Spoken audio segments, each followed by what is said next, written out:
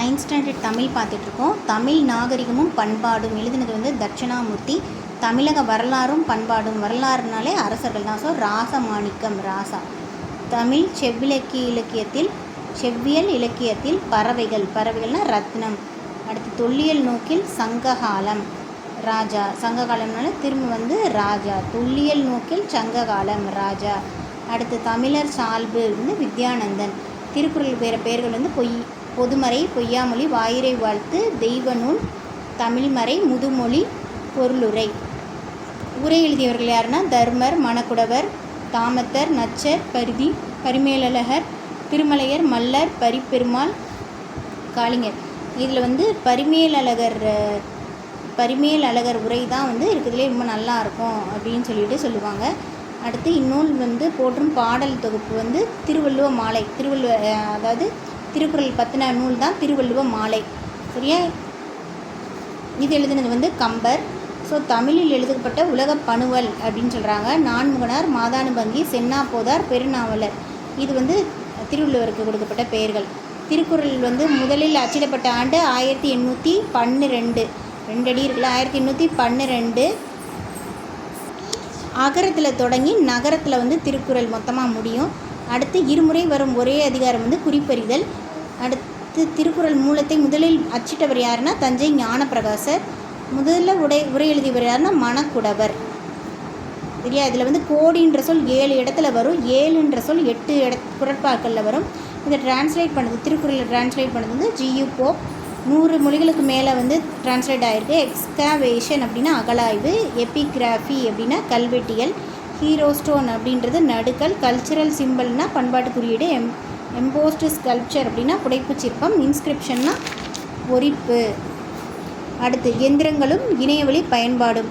நியூயார்க்கில் வந்து LIC சட்ட வல்லுநராகவும் பகுதி நேர ஆய்வாளராகவும் இருந்த செஸ்டர் கார்ல்சன் என்பவர் நிறையா ஜெராக்ஸ் எடுக்க வேண்டியிருக்கே அப்படின்னு சொல்லிட்டு அவரே கந்தகம் தடங்கிய ஜிங்க் துந்தநாக தட்டை கொண்டு ஒரு முதல் ஒளிப்படி வந்து எடுத்தார். எப்போ எடுக்குன்னா 1938 வந்து முதல் ஒளிப்படியை வந்து எடுக்கிறாரு. 1938. ஓகேவா? அடுத்து க்ரீக்கில் வந்து ஜீரோகிராஃபி அப்படின்றது வந்து உலர் எழுத்து முறை அப்படின்னு வந்து அர்த்தம். சரி, 1959 ஜெராக்ஸ் மிஷினை வந்து உலகத்துக்கு வந்து இன்ட்ரடியூஸ் பண்ணுறாங்க. கண்டுபிடிச்சது வந்து 38. கிட்டத்தட்ட 21 வருஷம் கழித்து தான் வந்து அதை இன்ட்ரடியூஸ் பண்ணுறாங்க. அடுத்து ஃபேக்ஸ் 1846, அதாவது நமக்கு சுதந்திரம் கிடைக்கிறதுக்கு 101 வருஷத்துக்கு முன்னாடி ஸ்காட்லாண்டில் அலெக்சாண்டர் பெயின் அப்படின்றவர் குறியீடு மின்னாற்றலை பயன்படுத்தி பிரிண்டரை கண்டுபிடிக்கிறாரு. அதுக்கு பேட்டன் ரைட்ஸும் வாங்குறாரு. இட்டாலியோட இயற்பியலாளர் ஜியோவானி காசிலின்றவர் தான் பான் டெலிகிராஃப் அப்படின்ற தொலைநகல் கருவியை உருவாக்கி இதை பயன்படுத்தி தான் 1865 பாரிஸ்லேருந்து லியானுக்கு தொலைநகல் வந்து போக ஆரம்பிச்சிருக்கு.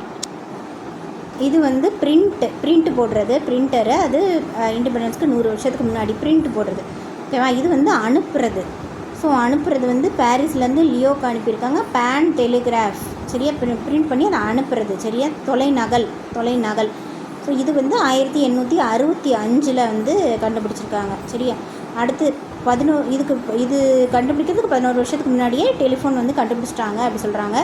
1985 வந்து அமெரிக்காவை சேர்ந்த ஹாங் மாக்னஸ்கி அப்படின்றது கணினி மூலம் தொலைநகல். ஏன்னா கணினியே லேட்டாக தான் கண்டுபிடிச்சாங்க. ஸோ கணினி மூலம் தொலைநகலை அனுப்புறதுக்கு, ஃபேக்ஸ் அனுப்புறதுக்கு வந்து இது வந்து நார்மல் ஃபேக்ஸு. இது வந்து கணினி மூலம் அனுப்புகிற காமா ஃபேக்ஸ். அது வந்து பார்த்திங்கன்னா ஹாங் மாக்னஸ்கி வந்து தான் கண்டுபிடிச்சிருக்காரு. அப்போனா 1985.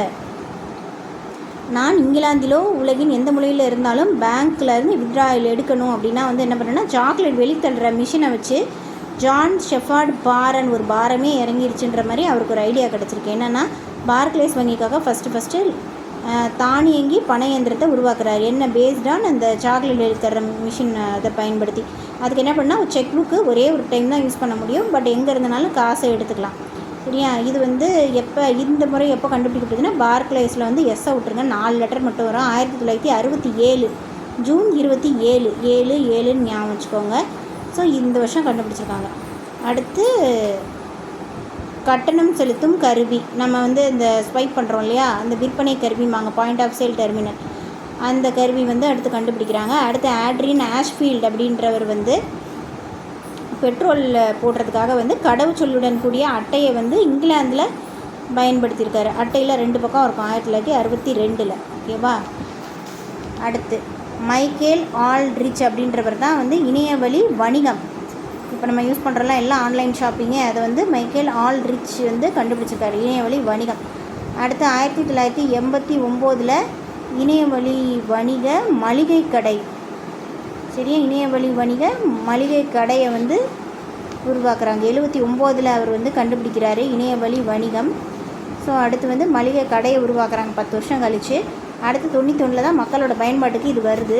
அடுத்து wwwன்னு சொல்லிட்டு இருக்கோம் இல்லையா, இணையத்தில் இது இல்லைன்னு உலகத்தில் எதுவுமே நடந்திருக்காது அப்படின்னு லீ சொல்கிறாரு. அவர் தான் இதை கண்டுபிடிக்கிறார்.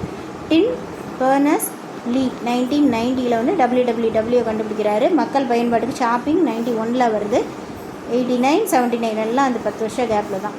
அடுத்து 2002 இணையவழி பதிவு, இப்போ ட்ரெயின் எல்லாம் டிக்கெட் புக்கிங் எல்லாம் ஆன்லைனில் 13 வருஷத்துக்கு முன்னாடி ஒரு நாளைக்கு 29 டிக்கெட் தான் புக் ஆகிருக்கு. ஆனால் 2015 13 வருஷம் கழித்து April 1 13 லட்சம் டிக்கெட்ஸ், ஒரு நிமிஷத்துக்கு 1500 டிக்கெட் 3 லட்சம் பேர் அட் அ டைமில் யூஸ் பண்ணலாம் அப்படின்றாங்க. அடுத்து 10th 12th வந்து எம்ப்ளாய்மெண்ட் ஆஃபீஸில் வந்து ஆன்லைன் மூலமாக பதிவுலாம்.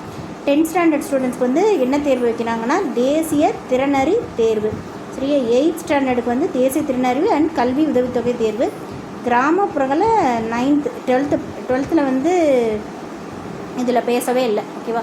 கிராமப்புறங்களில் 9th ஸ்டாண்டர்டுக்கு வந்து ஊரக திறனறி தேர்வு, சரியா. 10th ஸ்டாண்டர்ட்னா ஒன்று தான் தேசிய திறனறி, 8th ஸ்டாண்டர்ட்னா 2 தேசிய திறனறி ப்ளஸ் கல்வி உதவித்தொகையும் கொடுக்குறாங்க. கிராமப்புறத்தில் தான் 9th, 2க்கு நடுவில் இருக்கிறது கிராமப்புறத்தில் ஊரக திறனறி தேர்வு, அவ்வளோதான். அடுத்தது வந்து அடுத்த வீடியோவில் பார்க்கலாம்.